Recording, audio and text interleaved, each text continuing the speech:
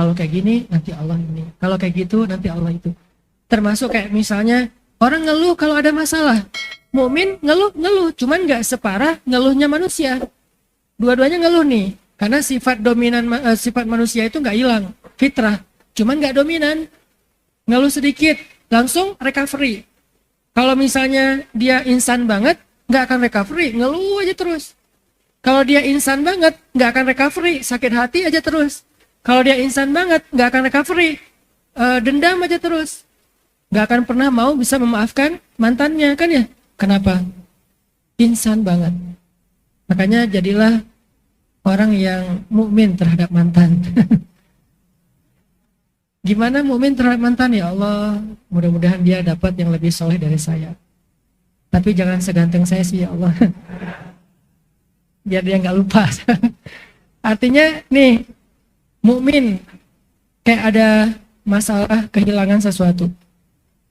Orang kalau jadi manusia biasa kehilangan sesuatu pasti kan banyak kayak berandai-andai gitu kan. Coba kalau kemarin saya gini, coba kalau kemarin saya gitu kan, orang itu manusia banget tuh. Atau nyari kambing hitam. Ini gara-gara dia nih, gara-gara lo nih. Siapa lagi yang kayak gini nih, gara-gara jadi bikin hidup saya jadi susah. Selalu mencari kambing hitam. Kenapa? Itu manusia banget. Begitu dia upgrade mentalnya sebagai mukmin, nggak kayak gitu ngomongnya. La'allahu khair. Mudah-mudahan ada kebaikan di dalamnya.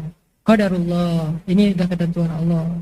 Atau ya Allah ganti saya yang lebih baik dari apa yang sudah hilang. Kan jadi lebih tough ya, lebih tahan banting ya. Makanya Allah bilang innal insan lafi khusr. Kalau cuma ngandelin sifat-sifat manusia doang, banyak ruginya deh, banyak negatifnya, banyak nggak nyamannya. Kecuali kalau dia mengupgrade dirinya dari insan menjadi mukmin, illal ladzina amanu. Belajar yakin sama Allah. Belajar ya yakin. Bukan belajar berwawasan tentang Allah ya. Karena ada orang yang berwawasan tentang Allah tapi nggak yakin. Banyak. Kalau ditanya tentang hadis-hadis, ayat-ayat, ayat kursi hafal. Al-Muluk hafal. Ar-Rahman hafal. Ayat-ayat tentang kebesaran Allah itu hafal. Apalagi Al-Ikhlas. Ikhlas banget hafalnya tuh. Ada yang nggak hafal Al-Ikhlas? Nggak mungkin kan?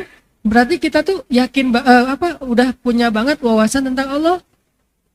Kenapa masih ragu? Berarti dia belum belajar yakin, baru belajar tahu. Tahu sih Allah Maha Kuasa, tapi nah ini berarti belum belajar yakin. Coba yang pertama belajar yakin. Kedua, kalau pengen beruntung kata Allah, illal ladzina amanu wa amilus sholihat. Apa konklusi dari amilus sholihat? Menjalankan perintah Allah, meninggalkan larangan Allah. Bahasa pesantrennya menjalankan syariat lah. Kalau bahasa pesantrennya. Kalau bahasa santainya, udah jangan macam-macam deh, gitu aja. Nah, ini wa amilus, yang penting jangan macam-macam lah. Sedikit dosa kalau bisa, nggak apa-apa banyak main, tapi sedikit dosa. Maksudnya main jangan melanggar syariat, nggak apa-apa.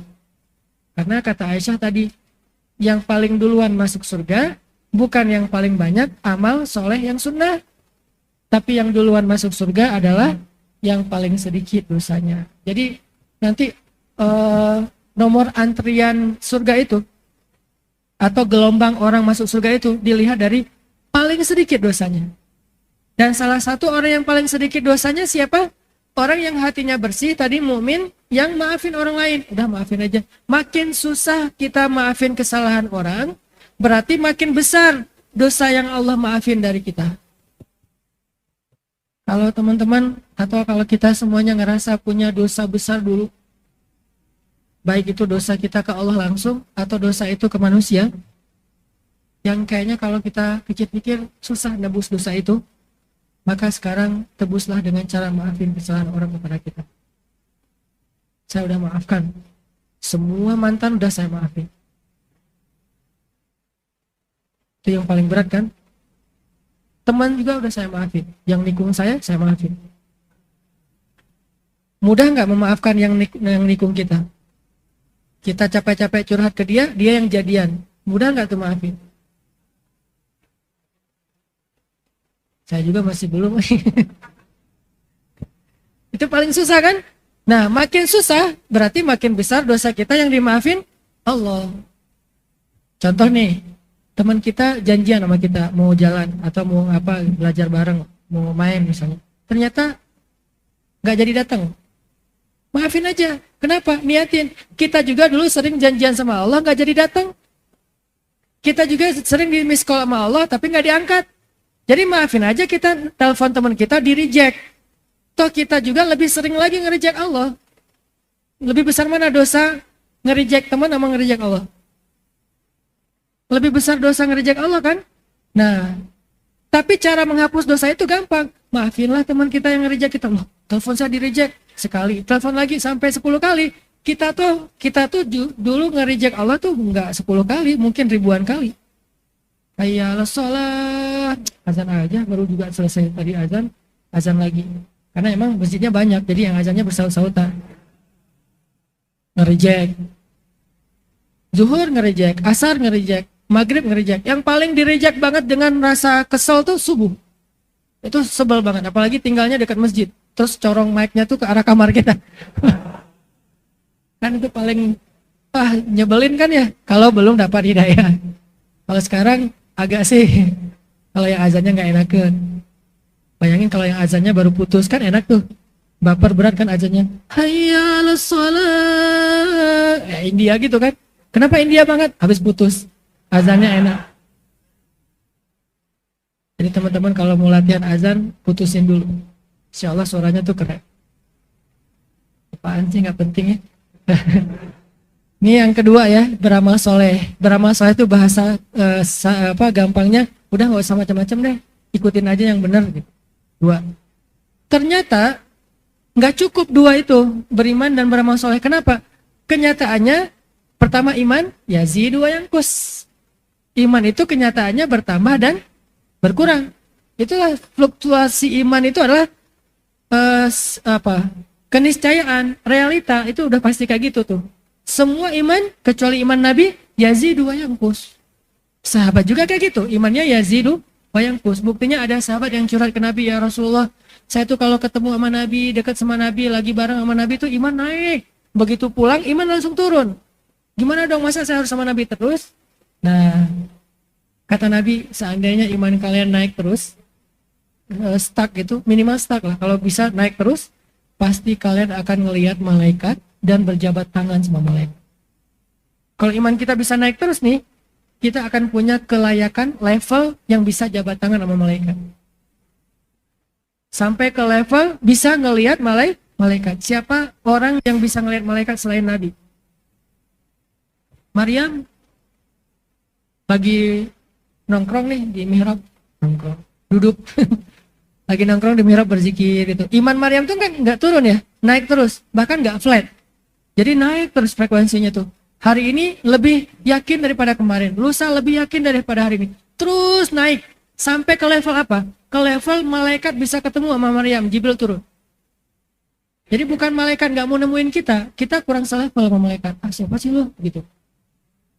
Kalau kita pengen ketemu malaikat, ini Mikail, ya. Berarti imannya harus naik terus nih. Kalau enggak, bisa ketemu malaikat Israel tapi. Nah makanya teman-teman, kata Rasul, kalau iman kamu naik terus, kamu akan bisa ngelihat malaikat dan kamu bisa jabat tangan sama malaikat, salaman, bayangin malaikat gitu ya. Cuman kan kata Nabi, walakin sa'atan fasa'atan. Ada waktunya naik, ada waktunya turun. Sa'atan fasa'atan. Itulah realitas dari iman. Nah, karena iman itu yazidu wa yanqus, karena amal soleh juga kadang khusyuk ibadahnya, seringnya enggak. Coba bayangin dalam sholat kita 4 rakaat, berapa rakaat khusyuknya? 4 Ustaz. Oh gitu ya, hebat nih.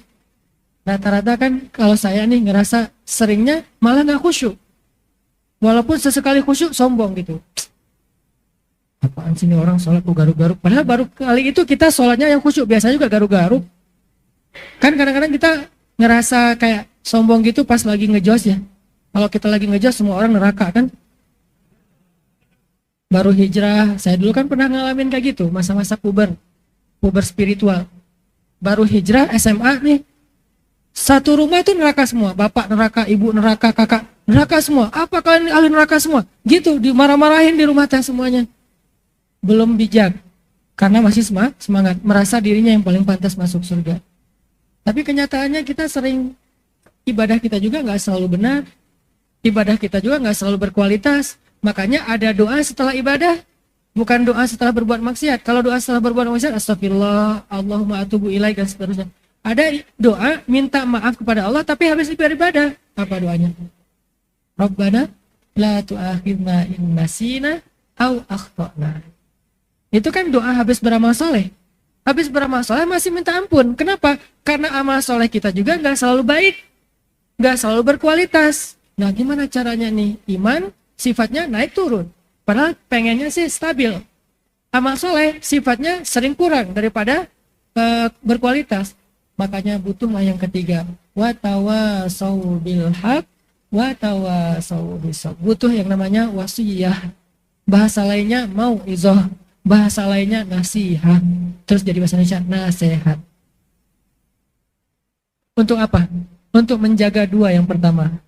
Menjaga iman dan menjaga kualitas amal soleh. Butuh yang namanya nasihat. Sehingga orang yang tidak menerima nasihat, gak mungkin dia menjaga imannya, gak mungkin dia menjaga amal solehnya. Pasti itu satu paket.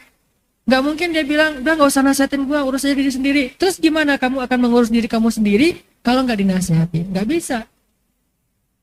Butuh nasihat tetap dari orang lain yang mungkin lebih tua dari kita secara usia, lebih bijak dari kita secara pemahaman, lebih banyak ilmu dari kita, lebih banyak pengalaman dari kita, atau minimal dia lagi normal, kita lagi ada masalah nih, dia yang menasihati kita dalam kondisi itu. Tetap butuh untuk menguatkan kita. Jangankan kita, Nabi aja butuh nasihat, walaupun yang menasihati Nabi Allah. Nabi pernah merasa lemah? Pernah. Cuman lemahnya Nabi itu nggak kayak lemahnya kita. Kalau lemahnya kita tuh kan sampai ke tingkat fatal ya, ragu sama Allah. Apa sih maunya Allah? Sampai gitu kan? Allah kayaknya nggak rela nih saya jadi orang benar, sampai gitu kalau kita. Kalau Nabi nggak sampai gitu. Lemahnya Nabi itu lebih ke sedih, ngerasa berat, ngerasa terbeban. Itu pernah. Buktinya turun ayat Inna a'tainakal kautsar. Itu kan ayat buat Nabi lagi lemah.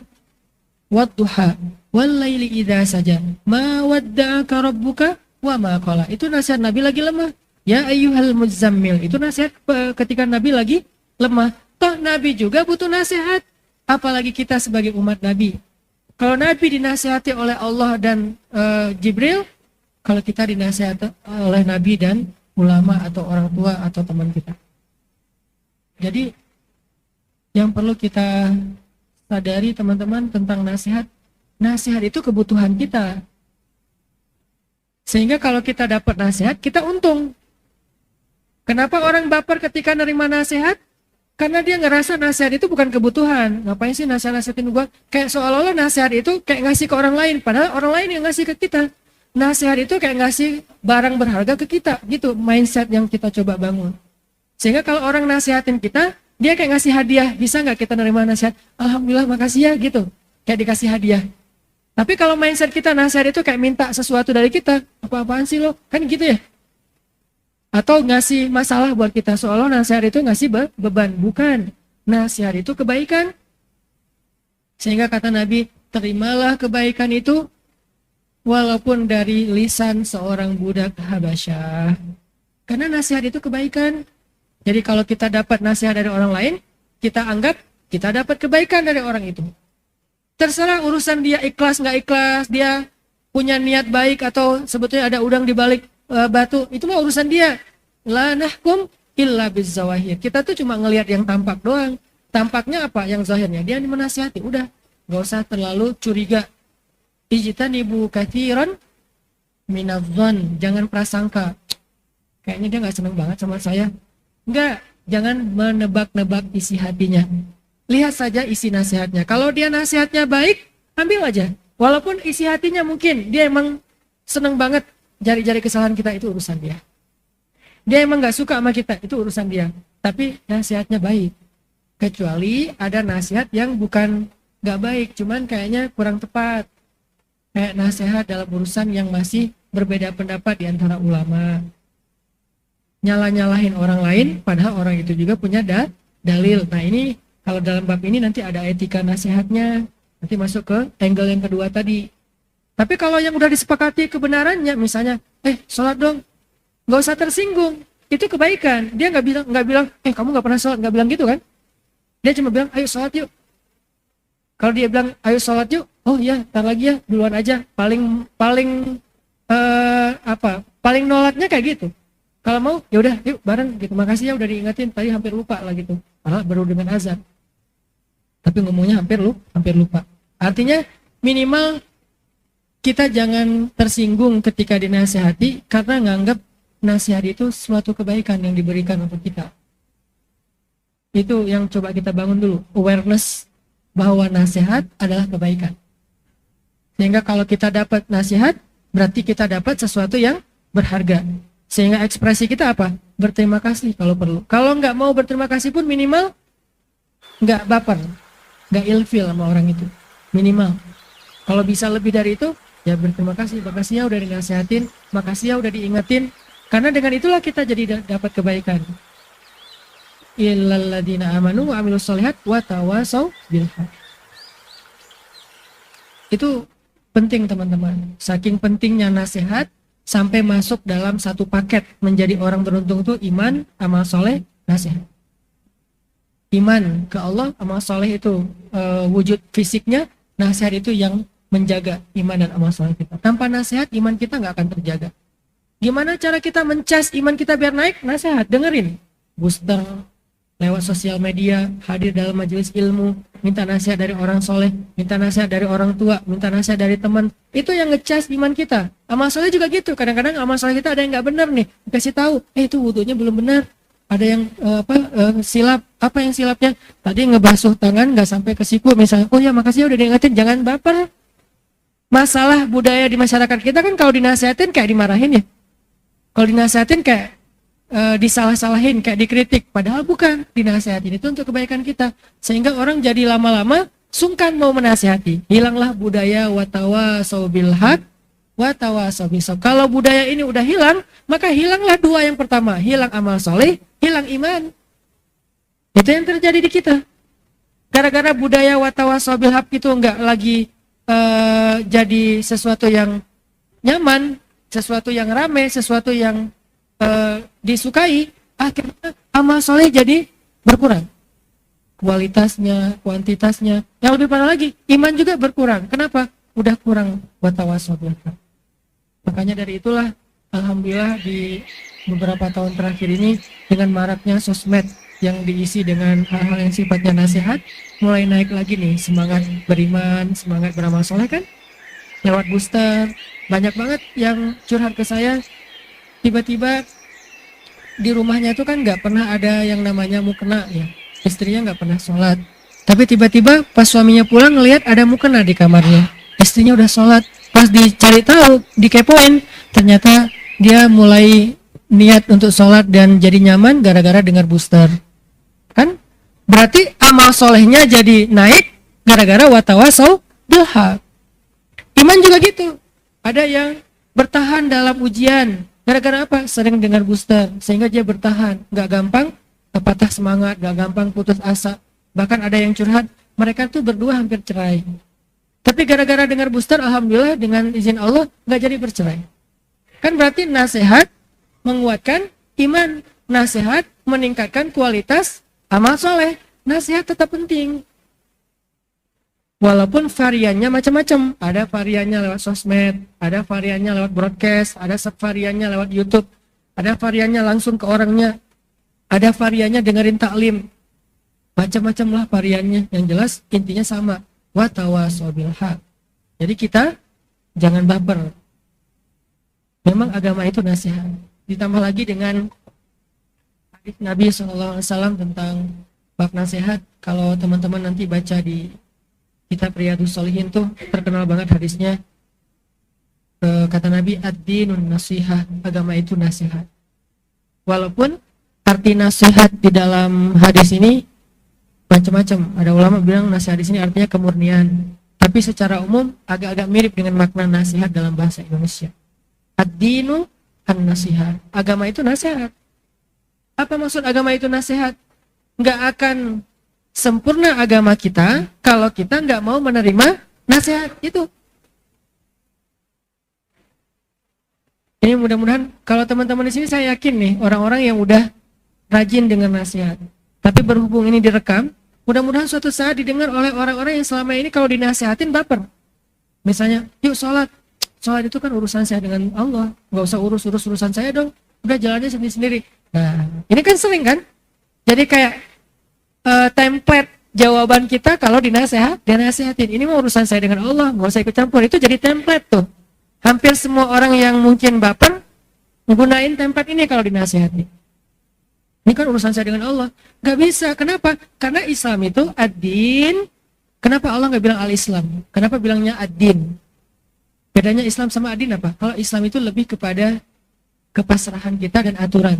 Kalau ad-din itu ketaatan kita menjalankan agama beragama itu namanya ad-din. Beragama itu adalah ad-din. Agama itu Islam. Maaf ya, karena mahasiswa agak rumit dikit. Agama Islam, beragama ad-din. Makanya innad-dina indallahil Islam. Kalau beragama itu dengan Islam, maksudnya gitu. Apa agama? Islam. Gimana beragama? Ad-din namanya. Nah, Nabi mengatakan ad-din, kalau kita mau beragama, maksud beragama menjalankan agama dengan baik, nasihat. Harus dengan nasihat. Harus mau mendengar nasihat. Kalau kita nggak dengar nasihat, nggak akan bisa kita beragama dengan baik. Kalau ada yang mengklaim, udah ini urusan saya dengan Allah aja, nggak usah nasihatin, nggak usah ikut campur, pasti dia nggak akan baik hubungannya dengan Allah. Pasti itu. Emang kamu tahu saya kayak gimana? Nggak mungkin dia bisa menjalankan agama dengan baik kalau dia nggak mau dinasihati. Nggak mungkin. Karena bukan kayak gitu konsep agamanya. Ini konsep nih, bukan persepsi ya. Bukan katanya, bukan cenah. Tapi emang konsep agama Islam kita, ad-din, an-nasihat. Agama itu ya nasihat. Berarti dia termasuk di antara hal yang prinsip dalam agama, nasihat itu teh.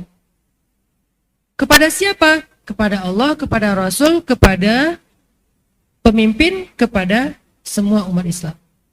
Kalau kepada Allah maksudnya taat, kalau kepada Rasul maksudnya ngikutin, kalau kepada pemimpin nasihat di sini artinya membantu atau memperbaiki.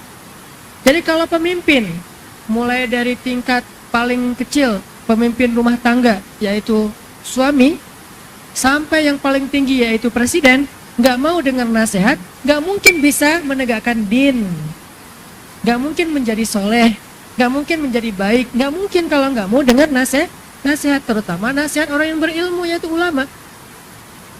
Coba gimana caranya?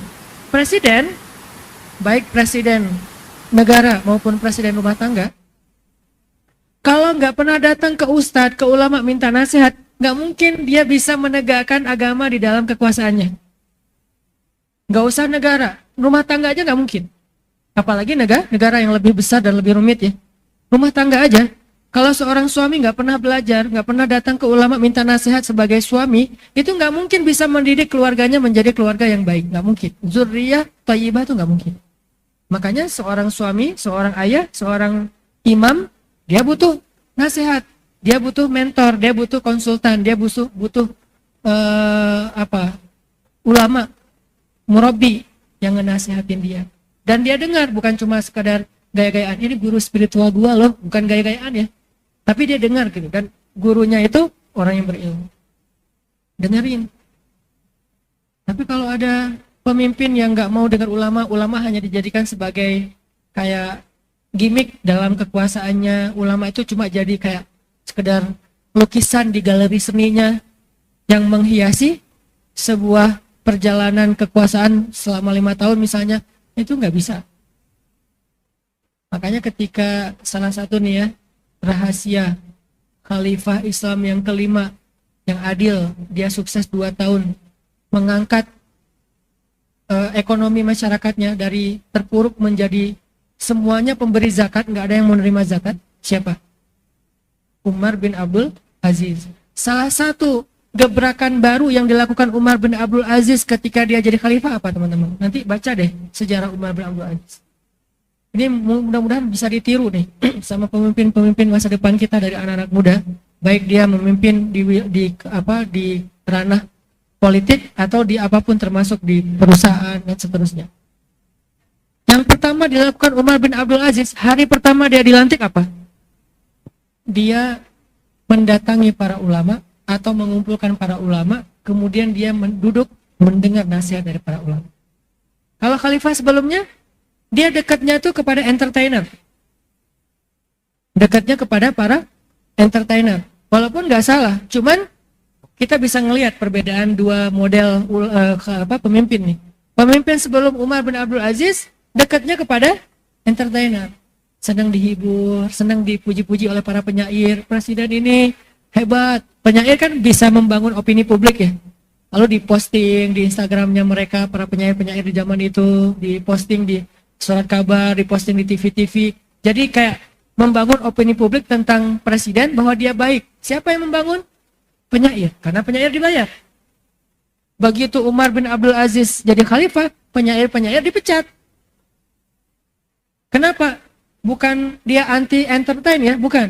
Karena waktu itu kecenderungan penyair itu menjilat kepada penguasa. Waktu itu, nggak semuanya ya. Kalau di zaman sekarang mungkin beda.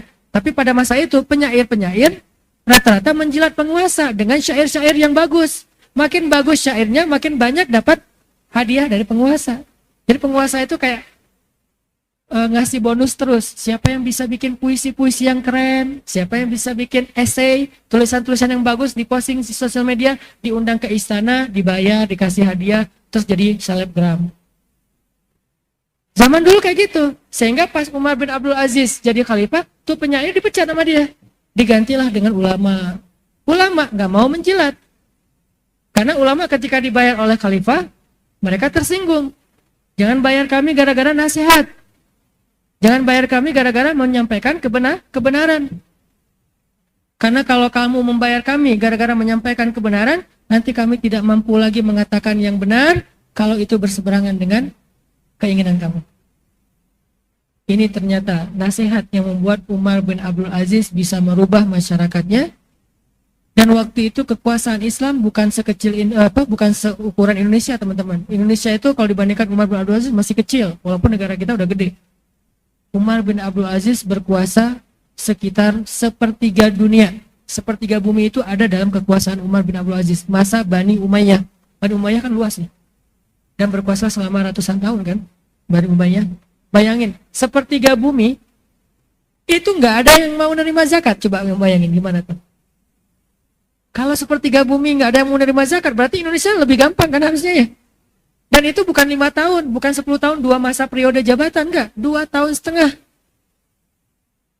Cuma 2 tahun setengah, nggak ada lagi yang mau menerima zakat. Zakat untuk kamu. Apaan? Saya bukan orang miskin. Oh ya maaf. Penampilannya doang sederhana, ternyata bukan orang miskin. Udah nggak mau menerima zakat.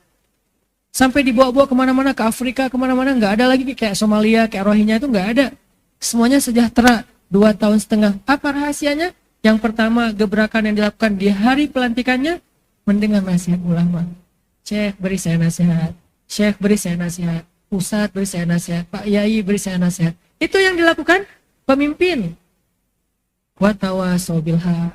Dan nggak pernah Umar bin Abdul Aziz merasa dihina oleh ulama ketika dinasihati. Umar bin Khattab juga pernah kayak gitu, dinasihati sama ibu-ibu, nenek-nenek malah lebih tepatnya. Ada Umar lagi jalan nih, lagi jalan naik kuda, kayak lagi jarambah lah ya, belusukan gitu, lagi jalan-jalan. Nah lagi jarambahan ke gang-gang gitu di kota Madinah, ke gang-gang misalnya gitu, ini gang komunitas A, ini gang komunitas B, di sini anak-anak teman-teman gue tuh banyak di gang ini, di situ dia lihat gitu. Datang Umar lagi jarambah, ketemu nenek-nenek. Nenek lagi berdiri gitu, menjegat jalan Umar. Umar mau lewat, dicegat sama nenek-nenek. Umar turun, kata nenek-nenek, ya Umar gitu. Coba kabar postingan @Umar bin Khattab,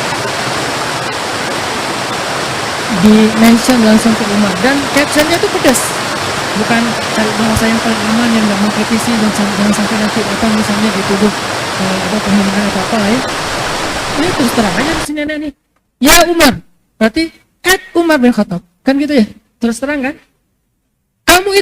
Kamu lagi ngomongnya, nenek-nenek ke Umar. Kalau anak gadis ngomong kayak gitu nggak boleh, nanti nggak dinikahin, bahaya, jomblo terus. Nenek-nenek mah jomblo nggak masalah ya.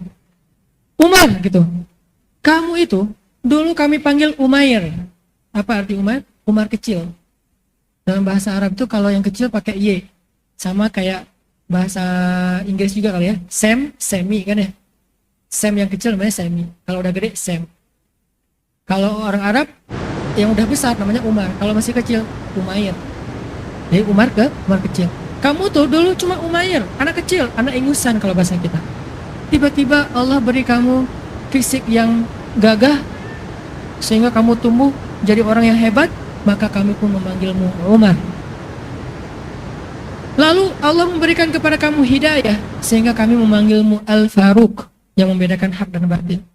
Lalu Allah memberi kamu lagi kekuasaan sehingga kami memberi kamu gelar Amirul Mukminin. Ya Umar, tahu dirilah kamu siapa kamu sebenarnya. Cuma Umair. Allah yang membuat kamu menjadi Umar, membuat kamu jadi Faruq, membuat kamu jadi Amirul Mukminin. Bukan kamu hebat, Allah yang hebat. Ya Nek, kata Umar. Pengawal-pengawalnya Umar, nih para pas pampresnya Umar nih, sama forridernya kan banyak depan tuh. Kan agak tersinggung nenek-nenek mencegat presiden ya. Terus pas pampresnya langsung gini-gini. Kata Umar, dah, biarkan dia. Kalian tahu nggak dia siapa? Kata pas pampresnya, siapa Umar? Dia itu orang yang gara-gara dia turun ayat Al-Quran dari langit yang dibela oleh Allah Subhanahu Wa Taala. Siapa perempuan yang dibela oleh Allah itu? Ada di surat Curhat. Nanti teman-teman cari deh. Di Al-Quran itu ada namanya surat Curhat. Surat apa? Al-Mujadalah. Artinya curhat kan? Jangan terlalu apa ya? Harus Al-Mujadalah kan terjemahin. Al-Mujadalah terjemahannya curhat. Al-Mujadilah terjemahannya cewek yang lagi curhat. Surat curhat. Ayat pertamanya aja apa? Ayat pertamanya ayat pembelaan Allah terhadap seorang cewek, seorang perempuan yang soleha banget, disayang sama Allah, namanya Khawlah bintu Sa'labah. Makanya kata Umar, biarkan dia, jangan ganggu dia. Kalian tahu nggak siapa dia? Siapa ya Amirul Mukminin? Dia itu perempuan yang dibela oleh Allah di dalam surat Al-Mujadalah atau Al-Mujadilah. Khawlah bintu Sa'labah. Ya Khawlah, ya Nek. Udah selesai Nek, udah lanjut aja pergi Umar. Coba bayangin. Karena itulah akhirnya Umar menjadi seseorang yang sukses dalam kepemimpinannya. Kenapa? Mendengar nasihat. Umar mendengar nasihat dari Ali bin Abi Thalib yang jauh lebih muda daripada Umar. Ketika Ali memberi nasihat, Ali itu kan la yakhafu laumata laim. Itu sifat Ali. Gak pernah khawatir dengan celaan orang-orang yang mencela. Gak peduli dia. Kalau emang yang dia sampaikan benar, maka dia sampaikan. Itu Ali ya. Tapi menyampaikannya juga dengan baik. Nah, ketika Umar dinasihati oleh Ali, apa kata-kata Umar? Ya Allah, beruntungnya saya hidup sezaman dengan Ali bin Abi Thalib. Coba gitu. Makanya kalau teman kita nasihatin, ya Allah beruntung saya punya teman kayak dia. Gitu. Bukan ya Allah hindarkan saya dari orang-orang kayak gini nih. Mungkin kita sekarang kadang-kadang menyebut orang yang menasihati kita dengan istilah haters. Padahal nggak semua yang menasihati kita itu haters. Walaupun ada juga sih yang haters sengaja mentajassus, mencari-cari kesalahan. Nih, Umar. Malah saking Umar itu mudah menerima nasihat, sampai ada kadang-kadang yang ngelunjak ke Umar kalau memberi nasihat. Siapa yang ngelunjak ke Umar pas memberi nasihat? Bilal. Ya Umar. Ya Bilal. Padahal Umar tuh udah jadi Amirul Mukminin tuh. Jadi presiden, dinasihati sama Bilal, sampai ya Bilal, gini. Ya Bilal. Terus besok, ya Umar. Ya Bilal. Terusnya gitu. Terus-terusan dikritik oleh Bilal. Pokoknya setiap Bilal posting pasti meng-add Umar bin Khattab. Kritik terus setiap hari. Jadi kayak dia tuh kayak oposisinya Umar deh, Bilal tuh. Kayak oposisi banget tuh Bilal. Sampai saking Umar udah gak tahan lagi dengan kritikan Bilal, Umar sampai bilang, ya Allah aku berlindung kepadamu dari Bilal. Tapi gak berani ngomong di depan Bilal. Kenapa? Gak boleh kita menentang nasihat. Tapi kan berat juga ya.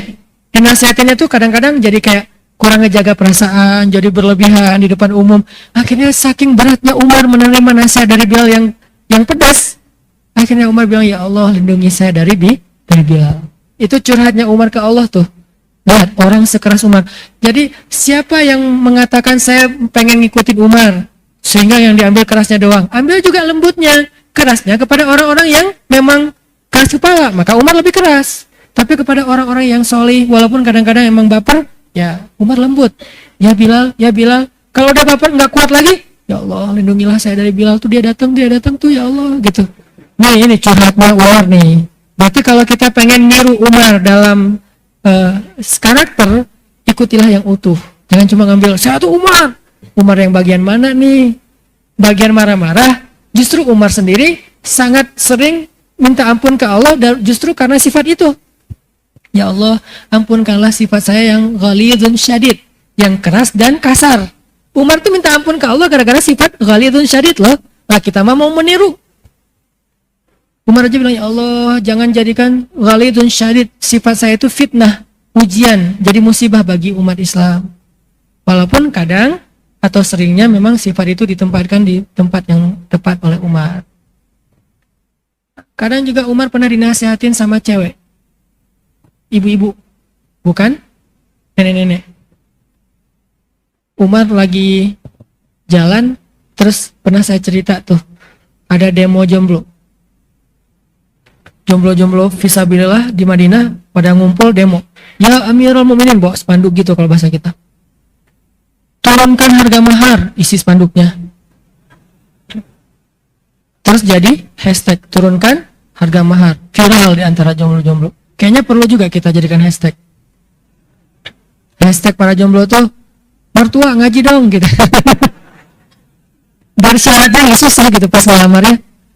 Biar nanti disebarkan ke para calon mertua. Oh, saya disuruh ngaji-ngaji lagi nih. Terutama mertua ngaji dong @hanataki. Nanti saya akan mention nih bab-bab kayak gitu. Biar kalau nerima, kalau ada yang datang jangan ditolak. Jangan pernah nanya kamu kerja apa, tapi tanya kamu yakin nggak sama Allah? Oh yakin, ya udah saya terima. Kan enak kan? Kamu kerja apa? Kamu kasih makan apa buat anak saya?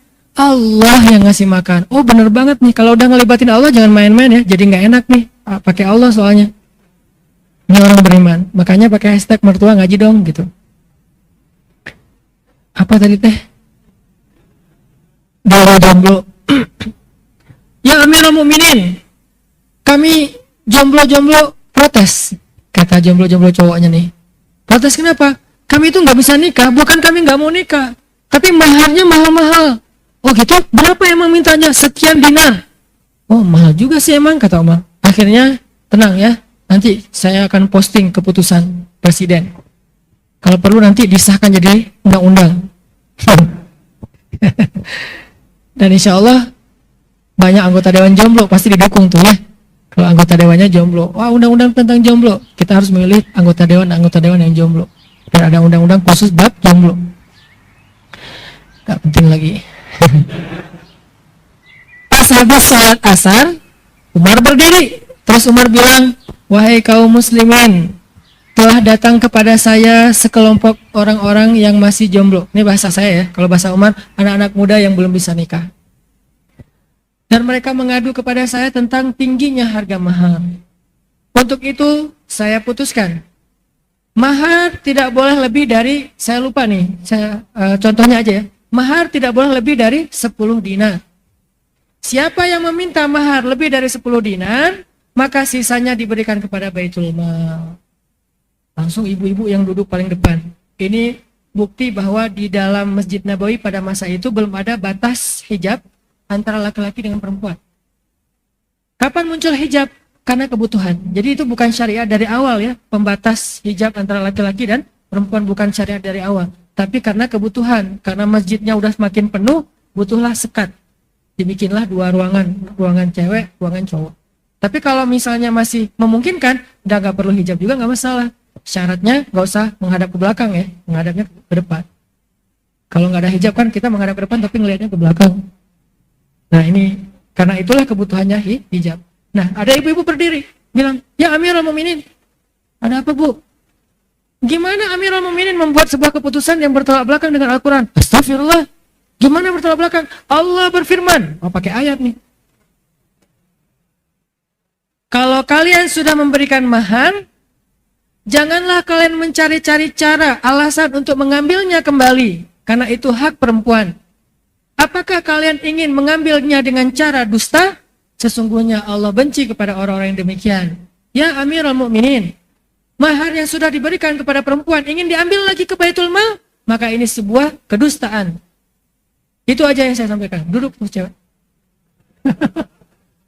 Umar dikritik depan umum, bayangin presiden lagi berdiri di atas mimbar presiden yang resmi gitu, depannya ada Pancasila, belakangnya apa ajudannya gitu kan, pakai baju lengkap gitu kan ya. Presiden ngumumin nih, wahai masyarakat Indonesia, wahai warga Jawa Barat, wahai warga Bandung, tergantung jabatannya nih.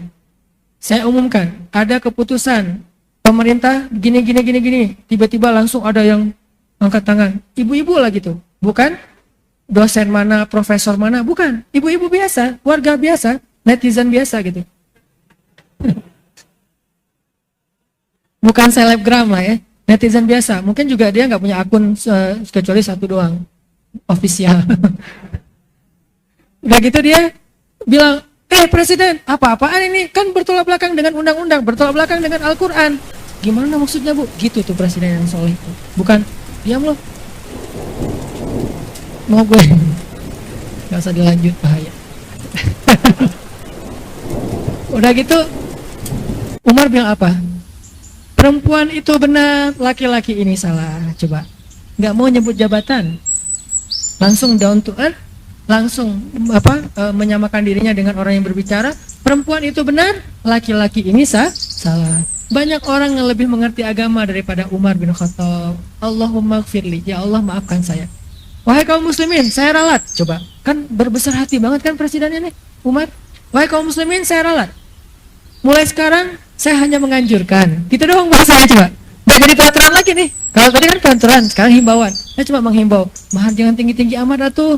Sekarang gitu. Silahkan kalian menetapkan mahar, tapi jangan tinggi-tinggi amat. Kasihan mereka-mereka yang belum menikah tuh. Banyak tuh wajah-wajah kayak gitu. Nah ini mah gimmick dari saya ya, gitu. Nggak gitu-gitu amat sih adegannya. Maksudnya saya ralat, sekarang saya cuma menghimbau mahar jangan tinggi-tinggi. Oke? Udah selesai gitu aja. Turun Umar bin Khattab, cewek-cewek ibu-ibu di belakang pada senyum-senyum. Istrinya Umar, Atikah, apakah dia tanda ini ibu yang mana tadi yang kritik suami saya? Enggak. Ibu presiden nih, ibu negara nih. Enggak nandain si ibu-ibunya, jangan masukin ke PKK. Enggak, sama sekali. Pokoknya keluarin, oh ternyata pengurus PKK, ya.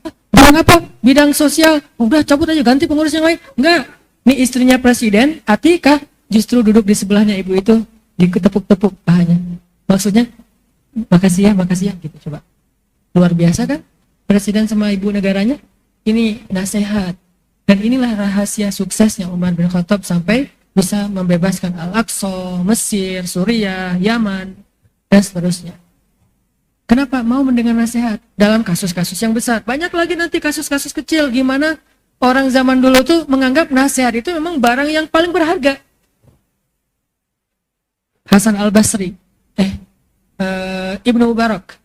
Tahu Ibnu Mubarak? Ibnu Mubarak itu julukannya Syekhul Islam. Ada dua ulama yang dijuluki Syekhul Islam. Satu Ibnu Mubarak, satu lagi Ibnu Taimiyah. Menurut kesepakatan ulama, Ibnu Mubarak ini lebih utama daripada Ibnu Taimiyah. Ilmunya dan segala macamnya. Jadi dia dulu baru Ibnu Taimiyah. Ibnu Mubarak ini ulama yang saya kenal nih, ulama paling kaya sepanjang sejarah Islam. Paling kaya. Kaya banget. Dan kerjaannya ngapain? Setahun berhaji, setahun berjihad.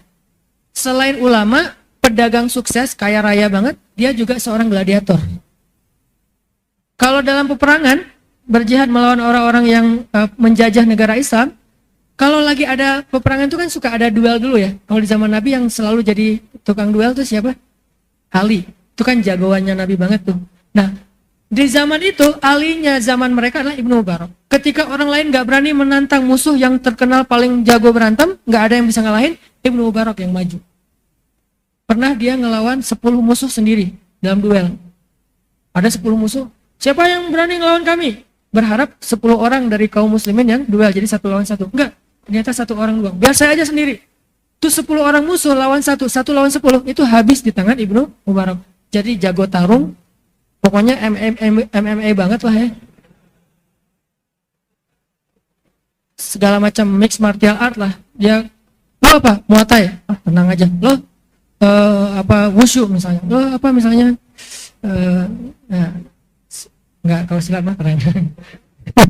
Nah gitu, jadi artinya segala macam pertarungan. Ibnu Mubarak tuh, pedang, tombak, segala macam. Ibnu Mubarak itu seorang ulama besar, pedagang sukses, petarung luar biasa, tapi orang yang sangat lembut.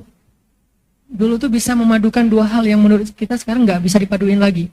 Kayak misalnya ulama, pedagang, prajurit, ulama. Kayak nggak bisa dipaduin kan ya? Termasuk prajurit tangguh tapi lembut. Kayak hal-hal yang kayaknya zaman sekarang tuh jadi absurd gitu. Ternyata dulu bisa.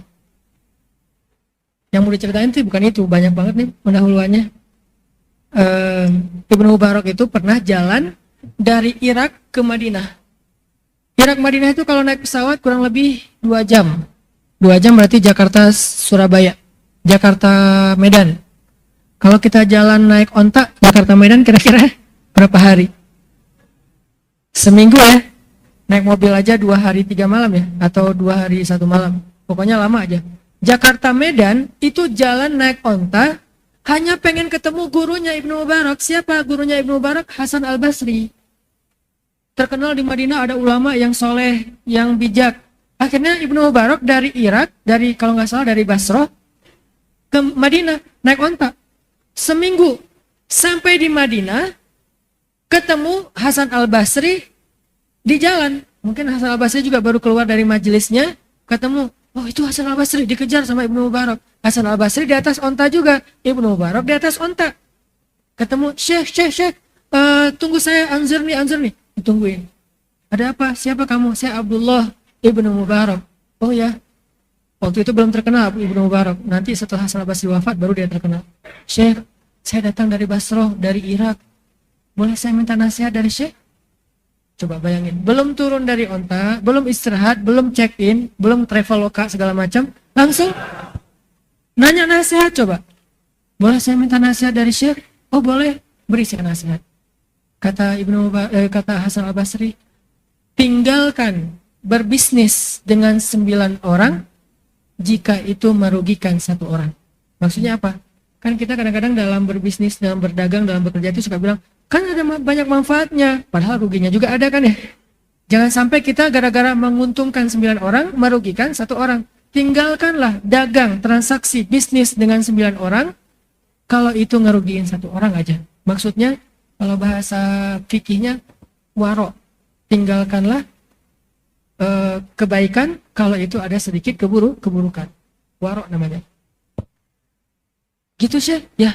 Assalamualaikum, waalaikumsalam. Syekhnya pergi, dia pulang lagi ke Basrah. Bayangin, jauh-jauh dari Jakarta ke Medan, cuman pengen dapat 1 kalimat sederhana, yang itu bisa googling atau? Coba ya, kita kadang googling aja males. Ini mah jalan dari Jakarta ke Medan atau sebaliknya. Cuma pengen dapat, tinggalkanlah berdagang dengan 9 orang, yang itu bisa ngerugiin 1 orang. Siap Syekh, Assalamualaikum, waalaikumsalam, pulang dia. Di tengah jalan pulang ke Basrah, ketemu orang. Oh ini kayak saya kenal nih, Ibnu Mubarak ya? Iya, oh saya follow loh gitu. Kenalan di jalan. Udah kenalan, ngobrol, tanya, Syekh ngapain jauh-jauh ke Madinah? Ada urusan apa kayak penting gitu? Lagi habis taklim ya? Enggak. Kata Ibnu Mubarak, saya baru ketemu dengan Syekh saya Hasan Al-Basri. Oh ya, itu juga terkenal, saya juga nge-follow dia. Itu postingannya bagus-bagus loh Syekh. 1 minute boosternya luar biasa misalnya. Promo. Udah gitu, kata orang ini, Syekh memang dapat nasihat apa dari Hasan Al-Basri? Kasih dong ke kita. Kata Ibnu Mubarak, Hasan Al-Basri berkata, tinggalkanlah perdagangan dengan 9 orang, kalau itu merugikan 1 orang. Oh ya benar-benar. Terus apa? Udah segitu aja. Hah? Jauh-jauh dari Basrah ke Madinah cuma segitu? Itu lebih dari cukup, kata Ibnu Mubarak. Dan kalau saya mengamalkan itu, insya Allah perdagangan saya akan berkah. Bayangin. Saking mereka menghargai nasihat, sehingga buat mereka perjalanan sejauh itu ringan ketimbang nasihatnya yang berharga. Biaya yang dikeluarkan murah ketimbang nasihatnya yang berharga. Segitu tingginya nilai nasihat di antara mereka dulu. Bagaimana dengan kita?